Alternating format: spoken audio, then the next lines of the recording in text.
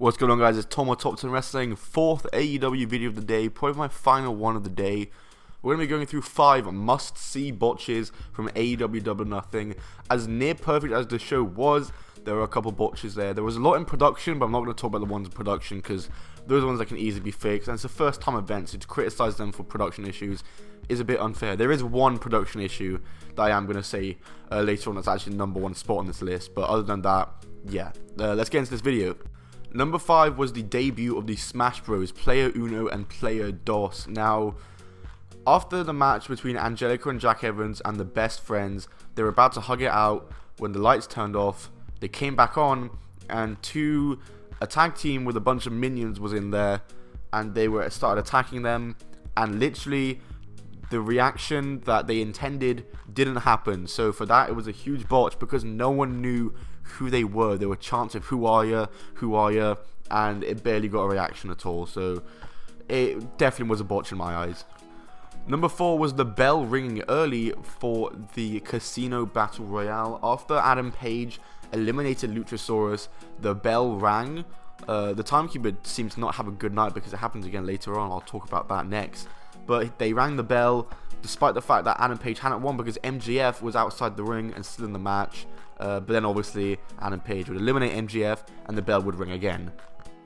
Number 3, the bell ringing early for the Joshi match. This one was a lot worse than the Battle Royale because the Battle Royale, you could see it as they're doing it to make it look like Adam Page won. In my eyes, I think it might have been a botch, but this for the Joshi match made no sense. There was a 2.5 count, literally, and then the timekeeper just rang the bell. Like, it was a clear 2 as well. It wasn't like a thing where the person's hand scraped the mat. It was a clear 2, nowhere near a 3, and the crowd started chanting, "You effed up," and it was kind of cringy. But other than that, the match was really good. Number 2 is one that I really can't tell if it's a botch or not, but it was Dustin Rhodes' blade job. So Dustin Rhodes bladed during the Cody Rhodes-Dustin match, and oh my god, he bled so much. I think, there's a big chance he might have bladed too deep. I'm not too sure. It wasn't like, an Eddie Guerrero level bad, but there was a lot more blood that I feel like was intended to be. I'm not complaining though, because it definitely did add to the match. I was just very concerned, mainly for Dustin Rhodes' safety. But the ring was covered in blood, the outside area was covered in blood, Cody Rhodes was covered in blood, and so was Earl Hebner. Like, everywhere was just bloody because of how much Dustin Rhodes was bleeding. But it really added to that match and made it as good as a match as it was. What a match that was. And number 1 is the YouTube live stream for the buy-in. So there I was, sitting, waiting for the buy-in to start on the AEW YouTube channel, waiting for the live stream to start. And it's 3:03. 3 AM was meant to be starting in my country, but it's 3:03 and it still hasn't started.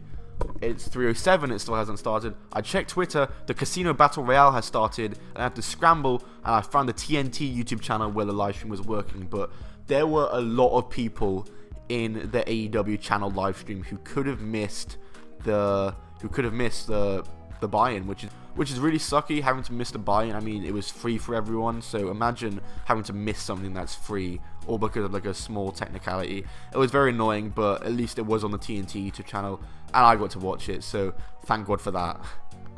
Thanks for watching, guys. If you did enjoy this video, then smack that like button. As always, I really enjoyed Double or Nothing. I'm so happy I have something to make videos on other than WWE. I really feel like this channel could become an AEW centered channel more in the future, where I'm focusing more on AEW, but time will tell. Thanks for watching, guys. Goodbye and keep on rolling.